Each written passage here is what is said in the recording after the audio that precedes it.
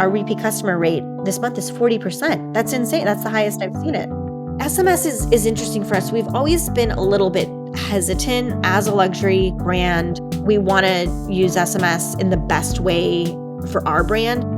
Before Pilot House, we were very much of the mindset of let's say everything all the time to everyone through every channel. Oh, we have to talk about NanoBond. We have to talk about the master brand. Oh, and the handle and the flush rivets and the cleaning. Like, no, we want to build the long-term relationship with our customer. We have so much to offer. It's not just we're selling you a pan and then we're done.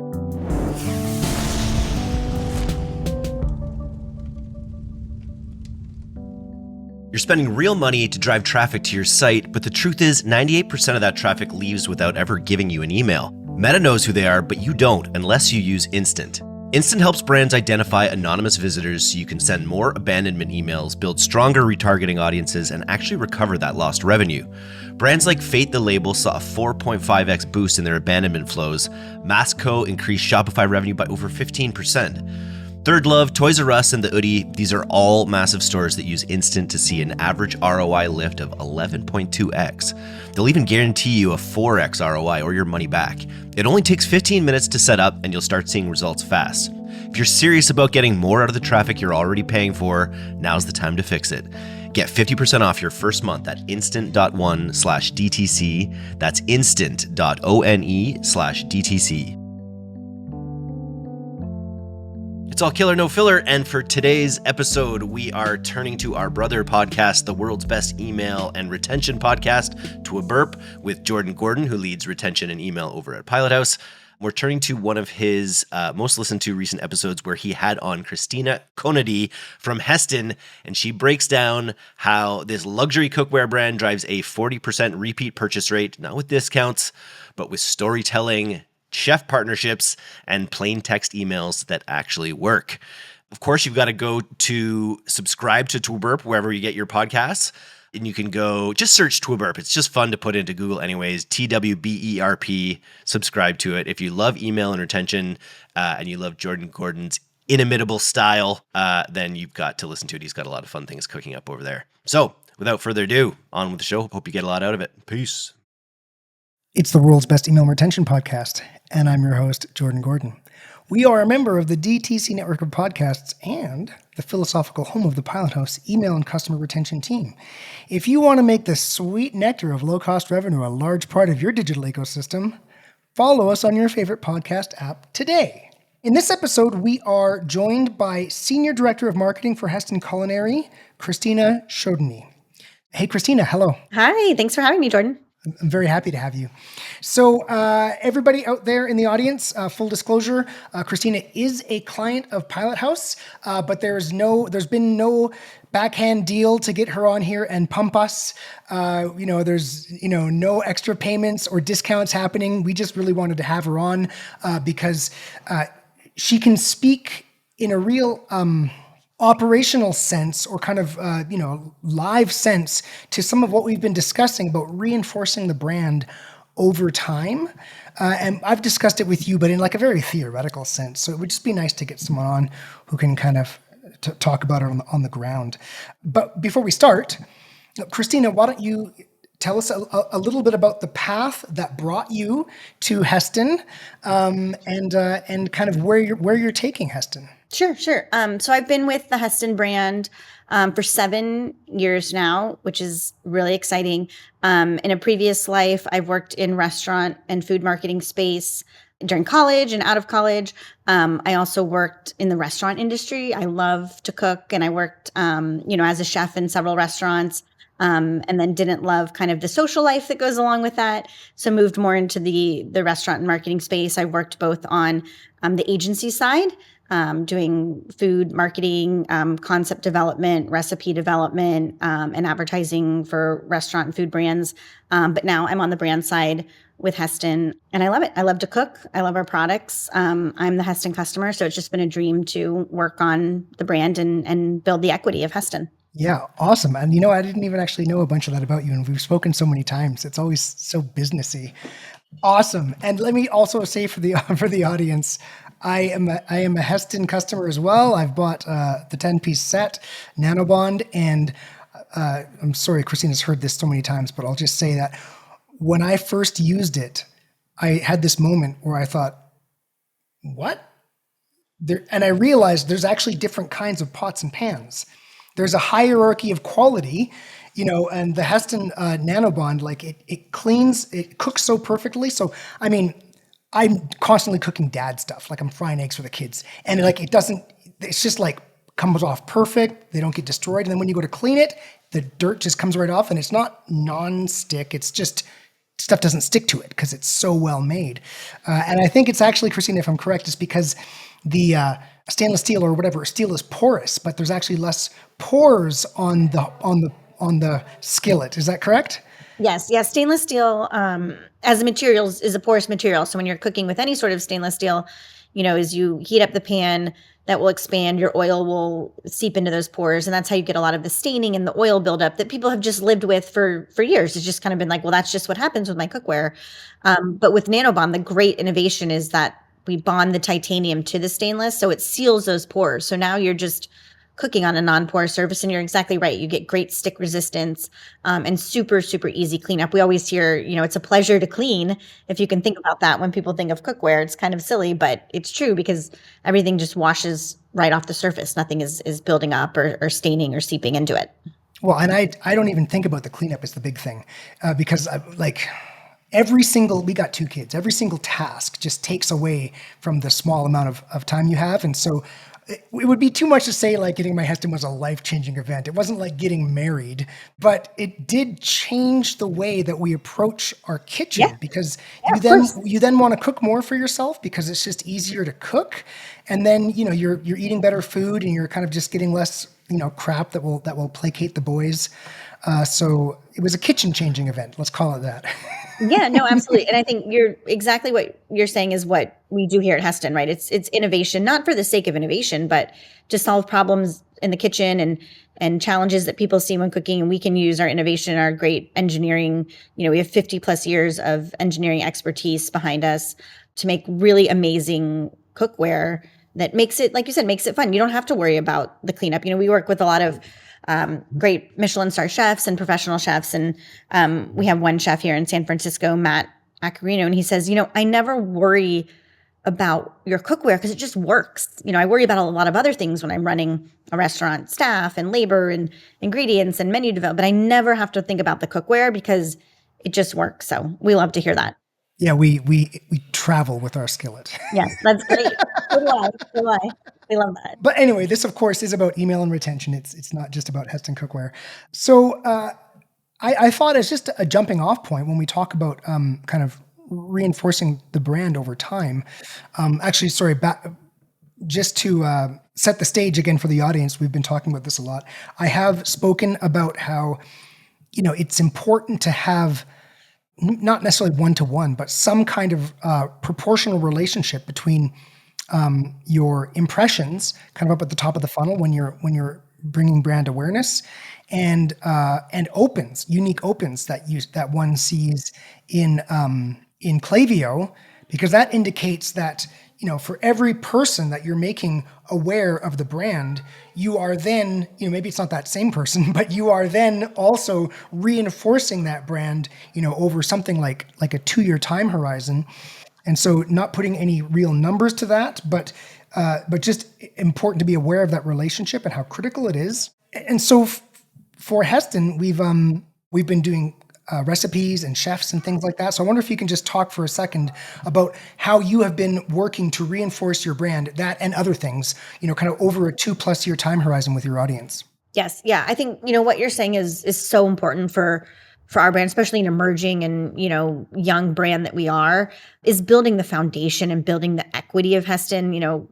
Cookware at the end of the day, is a commodity and there's so much competition out there, but we really want to build the equity of the Hestan brand. We have such a great story to tell with our innovation, the chefs we work with, like you said, and just, the overall Hestan master brand. So we want to have super, super strong brand equity. And I think what you see here in our email program and everything that Pilot House has worked on has been instrumental in helping us build that. I love what you said kind of at the beginning of our relationship together is we want people to come for the cookware, but stay for the content. So I think your team has done an amazing job of balancing, especially on email. Yes, we're selling cookware at the end of the day, and there is, a direct response that we're expecting from email in terms of product sales and e-commerce and revenue. But it's also important for us to balance all of that with amazing content that's inspirational and approachable for our audience. So I think having the balance of, okay, this is our product, this is, the sales event or what we're trying to promote this week, but also look at these amazing recipes that we can share and inspire you on how to use your cookware. Look at this chef story that we can tell of, again, a Michelin star chef that's using Hestan, what they love about it, and what they look for when they're searching for cookware, or other partners. We work really closely with Johnson and Wales Culinary Schools and Culinary Institute of America too. Again, just to make sure that Hestan is top of mind in all of these audiences. So I love when you said that when we first started working together. I thought that's so true. Come for the cookware, stay for the content is really, really important when we're building our messaging. Yeah, and I like one of the nice things about it too is like, if you do it right, it should be incredibly easy. Because what you're trying to do is just pick the right thing, and kind of like, it's pretty obvious for you. It's like chefs and recipes, it's, nice and obvious. I mean, it could be trickier. Like, what if you're selling diapers? Okay, well, for babies. Well, you know what? People love their babies. So you can probably find some content concept around babies that people will find interesting. And the nice thing is, since you're trying to make that part of your brand, you get to just run with it. You get to run with it for 2 or 3 years. And so that, all you need to worry is about the next piece of content. You don't necessarily have to worry about like, is this the right, should we change this quarter? No, you shouldn't change it this quarter. You should keep doing it for 2 or 3 years and make it part of who you are. So obviously, like chefs and recipes, is there anything else that, because by the full disclosure, I don't completely understand her channel. Someone on my, she has a team from our team that's running it. So is there anything else you're doing beyond the kind of chefs and recipes? I think cleaning too, you've talked about it from the start. That's so important to our audience too. We hear a lot of that in focus groups. I just want cookware that's durable. I want cookware that I'm not going to ruin. So that's a lot of questions we get to around cleaning. So we really want to make sure kind of that, how to or educational piece is included in our email messaging. And then also we have a great resource on our team, Michael, who's our cookware concierge. He's a direct salesperson. He works as a personal shopper for our website. He is really on the front lines and always is providing great tips and tricks. He hears so many questions when he's dealing with our customers on what they're looking for, or, maybe they're messaging that they're not understanding on the website. How can we do that better? He's always a wealth of resource too. So we always like to include, messages from him too. And I think it adds kind of a human aspect too, right, to the brand. Of course, you see all the beautiful food all the time. But to have Michael there as kind of the face of Hestan has been really strong for us. We also get a few people that occasionally ask, is he a real person? Is he a bot?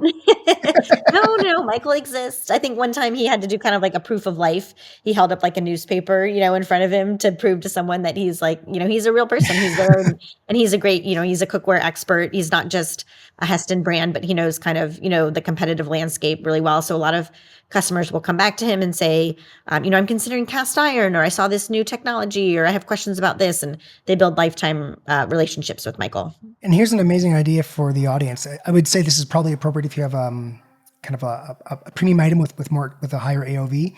Is, obviously everybody out there, you can put like a click to call at the bottom of your email and have an expert in-house. And if you're selling something that costs, a couple bucks, right? It certainly can make sense to really drive that just make it easier to get in touch with that customer. So look, I brought here just a recent email. And everybody out there, if you're on Spotify or Apple Podcasts, you can come and find the World's Best Email Retention Podcast on YouTube to look at the image. Probably not make or break for the pod, but it is a beautiful image. So here's an example of how we're reinforcing that brand. And I wonder if you can maybe speak to just the message, and then also we'll speak to the HTML portion in a second. But first of all, what were you doing here, and how does it help? How does it help? Yeah, no, that's great. So I think, again, like you said, we're a luxury brand, we're a premium brand. And when we're approaching anything that we do with Hestan, we really want it to feel inspirational, aspirational, but still approachable. So I think this is, again, a great example. We're selling cookware, but it's a very soft sell here. Kind of like, we're selling the hole, not the drill, to kind of take a quote from William Sonoma, one of our great partners, is, I'm going to buy this piece of cookware, but I'm not really sure. Am I going to use it once? Am I going to use it twice a year? Is it going to prove its value?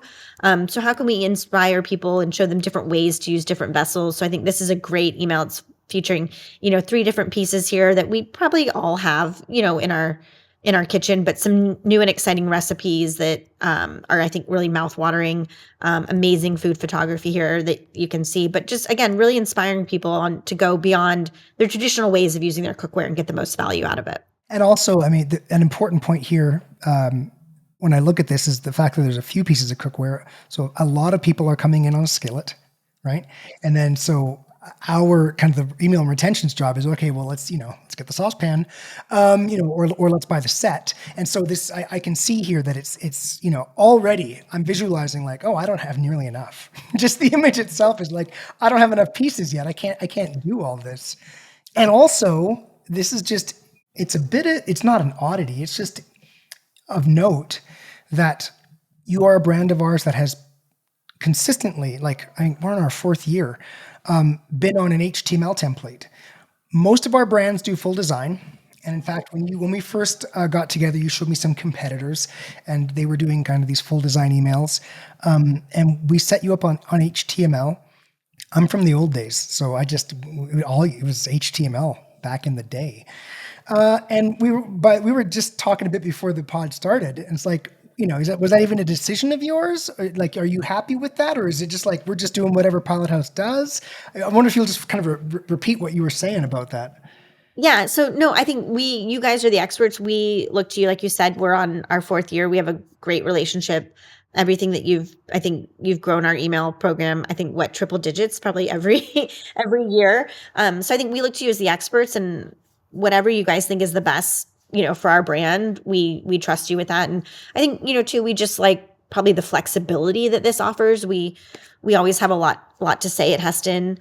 So I think your team has been a really good job of, again, balancing the messaging throughout the email, not too long, not too short, just enough. And then doing some I think testing falls in that too, right? Are we A/B testing different segments or different sections within the email? So again, we just kind of look to your recommendation. So the neat thing I take from that is, like, I mean, you might not have even ever thought about it, right? And it does show. I mean, I've discussed this a little bit before with the audience. I've brought Gucci and Ralph Lauren emails that are HTML. I would say, 3/4, maybe 4/5 of our clients are on full design. And full design emails are great. Everyone's an individual work of art. But, interestingly, it's like content is king. No one actually really cares if it's HTML or if it's full design. They care, what are you adding to my life? And in this case, and what that did is it's over time, when these little emergencies come up and someone's sick or whatever it is, anybody can go in and just update the text. It's an HTML email, or drag in a different hero shot. Hey, this is oh my God, we don't have that one. You can just, anybody can do it. Right. Or when we sell out of it because your email is so great, we're like, oh, that went a lot faster than we thought. Swapping a new product. So you, again, you came for email, stayed for the ads, right? I guess would be kind of how your relationship with Pilot House started. And now, you're using a suite of services, and I'm interested in understanding. And everybody, if you want to hear some more about this topic, you can go back to my conversation with Abby, who works at Pilot House as an account strategist, where we're talking about how do email and ads interact. And you're on the brand side, and it's like, how do email and ads interact? Like, realistically, are they kind of just 2 different silos when rubber meets the road? Or is it important that the 2 interact very tightly? How do you feel about that? I do think it's important that they interact. I think when we, before Pilot House, I think we were very much of the mindset of, let's say everything all the time to everyone through every channel. We have so much to talk about, Hestan. Our technology is really like first class, and there's a lot to say about cookware. And I think that was kind of a challenge for us at the beginning, is with the ad teams, is, we have to talk about NanoBond. We have to talk about the master brand. Oh, and the handle and the flush rivets and the cleaning. Like, I think your team was like, No, like there's you guys were really, really great at helping us edit, which is super important in marketing, right? Just in general. But I think, and also finding the right messaging and right content and creative by channel. I think that's what has helped us do so well with you guys over these past years, is that you've really dialed in that approach of this messaging, whatever, such and such doesn't work on paid ads, but that doesn't mean it doesn't work at all. Let's move that messaging into email. So I think your team together has been really instrumental in driving that kind of strategy. And, that I think leads to consistency too, as well, which has been super, super important for us. We work with a lot of partners, a lot of channels. We, say we have a 360 campaign, marketing strategy. So it's important that we are telling the same story consistently across the channels. But again, your team's really helped us dial in, okay, this type of messaging works really great on paid, and then let's use email to tell more of that story. We want an amazing thumb-stopping ad that gets people to click into it, sign up for our email, and then this is the platform that we can tell a lot more of the Hestan story and the why and the technology behind it. I think we've learned in cookware especially, it's important to lead with the consumer benefit. We want to talk a lot about, product feature, product benefit, product material. Yeah, that's great. But at the end of the day, what the consumer really wants, just like you said at the beginning, is it makes my life easier. So we need to lead with the consumer benefit and support it with the technology. So that's how I see paid and email working together, is let's appeal to the emotional side and the consumer benefit on paid. I do need more cleaning help, or yeah, I do want that beautiful looking steak on the grill. How do I cook that? And then click in, sign up for the email. And that's when we can start talking about how great our technology is and how great our products are. So again, we're living in sunny Aguascalientes, Mexico, and we had a kind of a cookout for our son Jordan Alexander's birthday. He had a piñata, and we were just sitting there, kind of, and I'd cooked tacos, and somebody who was there, who was kind of also an expat and just like a friend of my wife, kind of just looked at the pots and pans and said, "Those look expensive." It was just the funniest comment, right? Like, well, they are. So. The interesting thing is that's kind of what you were saying there. That's not like, it's, this is how we what's the word you used? Yeah, make all the layers Layers, yeah, like that we show in the pictures and the emails. It's not that. It's like, oh my God, it just looks, really, really stunning. And that's kind of, I guess, what you're trying to do, at the very top of the funnel is just kind of, draw people in, and then follow up with that. So that sounds really good. So there's a handover from something very emotive at the top of the funnel where people are saying, I would like better cookware. And then you're handing people off to a long-term relationship of kind of recipes. You wouldn't run a recipe, I assume, at the top of the funnel. That's no, we do all the time. No, it's great. Oh, you do? We do. Yes. We absolutely do. Yeah, we do a lot of, we'll do whitelisting with influencers. It's a much softer sell. But yeah, we want to draw people in. I mean, food's universal, right? Just like you're saying, you're talking about how you had this great party. Food is what brings us together. And I think it's really universal. So we've seen a lot of success in just doing kind of the softer sell too. And again, I think it's at different stages of the funnel too, right? We have really hardworking, direct response ads that work great too, but we also have, recipes that coming from chef partners, people, especially our chef partners too. I think people want to learn from. We work with America's best chefs. Thomas Keller is our brand ambassador. Super fascinating. I don't know if you watch the new Netflix Chef's Table, but ton of Hestan cookware in there. It's great. But God. I think people really want to see kind of behind the scenes. Maybe I go to the restaurant website or I read about the chef, but what else can we give them access to that's not, that feels personal to them? So we do a lot of whitelisting and influencer collab content with all of our chef partners, and that does really well. And again, it's a much softer sell. It's more celebrating their story and kind of how Hestan is the right tool for the job that elevates their craft. Mm-hmm. And that's leading to the sign up form for the email? Yeah, go right to a landing page, and we have great, landing pages that our team manages between all of our partners of their favorite cookware pieces, recipes from them, how they use these different vessels. It's not, it's just not a stock pot to boil pasta. There's so many different things that you can do with it. It feels really inspirational for our customers. Okay, so what are some of the things that would work in ads and wouldn't work in email, or reverse? What are some of the things that you don't cross pollinate?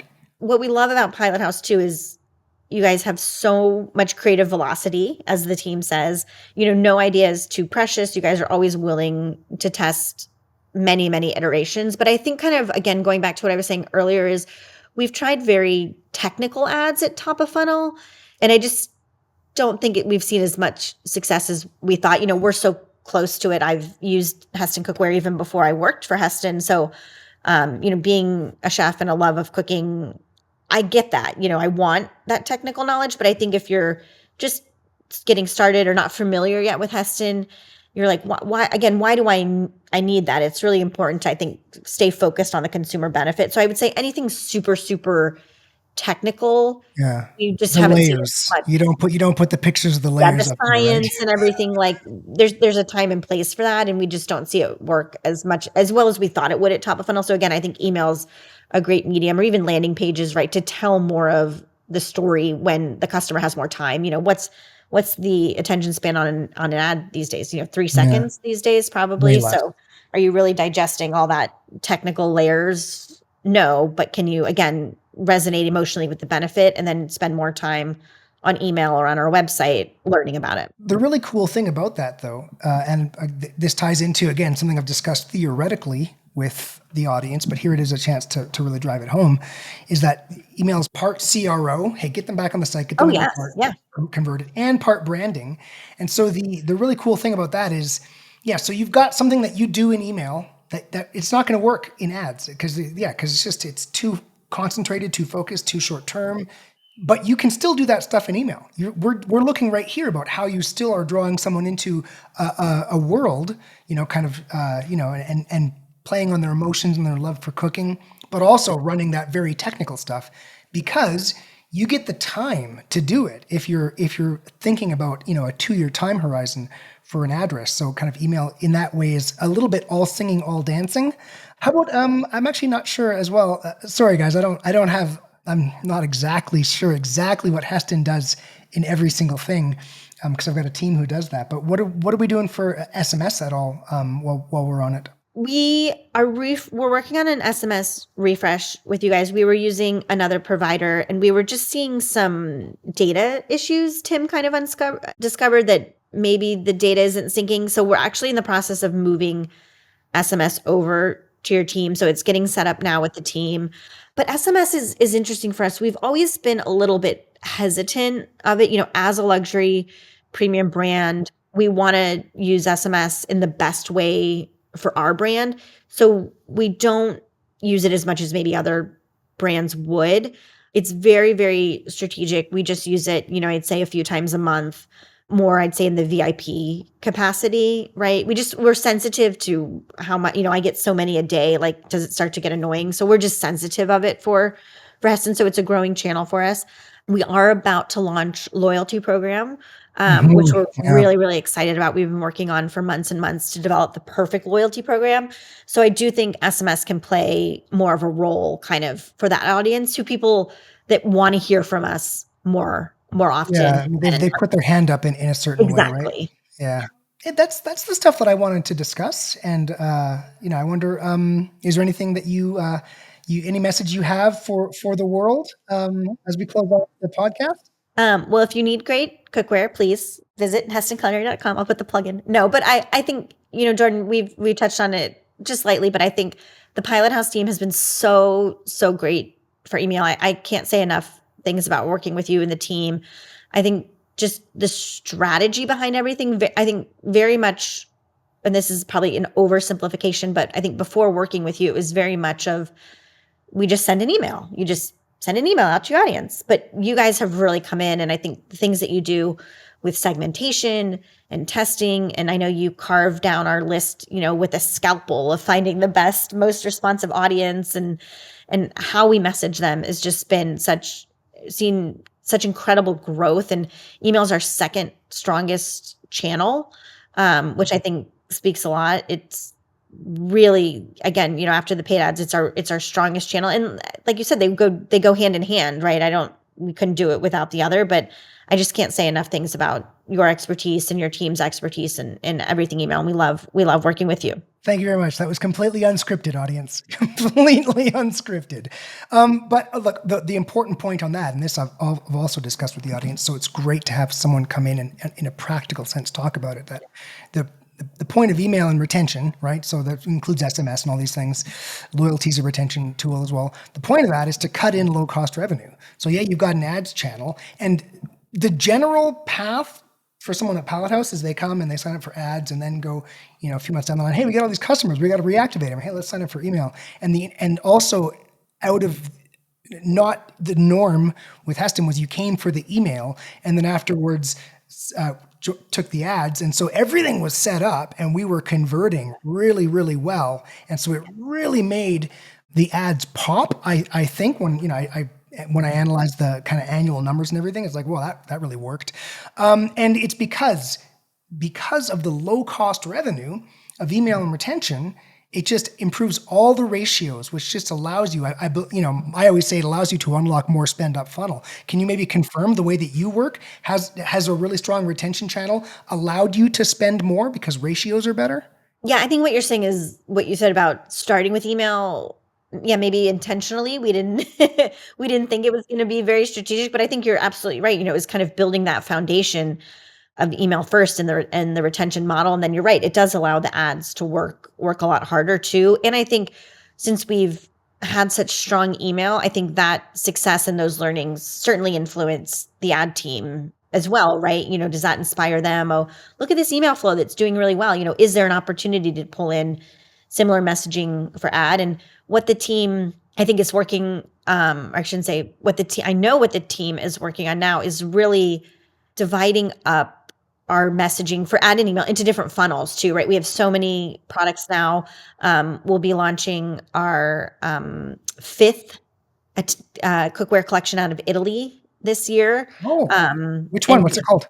It's going to be called ProBond Luxe. It'll be launching in August, but like I said, it's our fifth cookware collection, which is, a lot for our brand too. So we know there's different customers for different products too. So your team has been great, the ads team as well, of who is the customer for each collection. And now they're really segmenting out the full funnel approach for each collection. And that just allows us to scale the business even more, right? When we had Abby, does Abby work with you? Yes. Yeah, when we had Abby on, we never really talk about the client specifically. We're always like, it's a certain pet filter brand, right? But I think she was talking about Hestan when she was discussing technology solutions she was using and techniques she was using to figure out the path. Yes. I mean, thinking back, I'm pretty sure she was talking about your brand. What are you doing? Kind of to figure that out, and to get to put the right product in front of someone. Yeah, we're still very much in the discovery phase. We use a lot of on-site tools as well. Analytics. We've just activated Northbeam too, which we're really excited to see. Kind of like I said, that 360 approach. But we also our business is omni-channel too. At the end of the day, our D2C is between 40 and 45% of our revenue, but retail is really, really strong for us. So I think we hear a lot from our retail partners too. What customers are coming in and asking about Hestan, what they're looking for. That's also a great resource. We learn so much every time I get on a retailer call. I learn so much from their business too on what they're seeing on their end. So I think that influences a lot of what messaging we're testing and trying for e-commerce. One thing that stuck out to me is it's D2C 40 to 45% of your business now. That was not the way it was 4 years ago. No, it's grown a lot. There's, again, so much scale there. But we still, like I said, we wanted to be omni-channel from the beginning. That's really, really important for us. For cookware, we know 92% of our customers are going to visit a store in their purchase journey. They want to pick up and feel the cookware, see it in person. And everyone can make everything look good online these days. You can make the lower end cookware look as great as our high end cookware too. So it's really important that the retail part is, again, that consistency in messaging is working for us in everything that we're doing online. Yeah. And on the kind of, when we think about email as the CRO, the CRO portion of email, after someone comes in, and there's two ways to approach this. One is a really lean way where it's like, okay, whatever they came in on, just like recommendations, kind of feed them the right products and put them in one clean funnel, or push them down kind of, like I say, 4 or now 5 different scripted and discrete paths that speak to the product that they came in on. And I talk with the audience about like the importance of having an email program that's manageable with low technical debt versus, in this case, the uplift of really speaking to them where they are. And if you had to pick one of those two, for any brand out there who's listening, if you had to pick one of those two, more to manage, but speaking directly to someone on different categories, or less to manage and just letting the machine take care of it, what would you pick? Oh, that's hard. I think there's just a time and place for both, right? I mean, again, we have so much to say at Hestan. I wouldn't want to just go down one path. I think we're still learning a lot about cookware as our business scales, and how the economy reacts to it in the audience. So I don't know if I could pick just one. I think what your team has taught us, the right creative for the right channel. It changes, and it changes too in their purchase journey, right? When they're doing research and before they purchase. But after we, like you said, it's retention at the end of the day. We still have a lot of repeat customer. Our repeat customer rate this month is 40%. That's insane. That's the highest I've seen it. So we know that they're coming back. That's why we're so excited to launch loyalty program too, because we know that our customer really, really trusts the Hestan brand. So I think even after, it just doesn't die after they purchase, right? There's so much more that we can share with them and want to share with them. So it's hard for me just to choose one path. Understood. But let me just drive home for the audience how critical it is how critical it has been in making someone think over time how premium of a brand it is to have 2 or 3 really beautiful, well thought out messages hit the inbox, right in someone's most personal digital space, their inbox, all those brand impressions, all those low cost brand impressions, and how expensive that would have been to do with just ads. And that is the true unlock with email. And we were talking about this with the audience just a couple of episodes ago. It's like everybody goes right for like attributed revenue. And so we live in 2 worlds on our team. It's like, okay, we got to drive the attributed revenue. How's that work? Okay, okay, check out abandon, because of course check out abandon is important, but it's like one of 4 touch points to getting that first purchase. Whereas speaking to someone for 2 years with beautiful, well thought out emails. Oh, yes. Standalone unlock for driving home that brand. So that was a perfect way, I think, once again, to close the discussion. Yes. So, I think it comes back to what we started, the equity, right? We want to build the long-term relationship with our customer. We have so much to offer at Hestan. We make amazing wine. We make award-winning appliances. So it's not just we're selling you a pan and then we're done. It's exactly what you're saying. We want a long-term relationship with our customer. We have so much to say. Well, thank you very much for joining me. Of course, my pleasure. And see you on a meeting sometime, okay?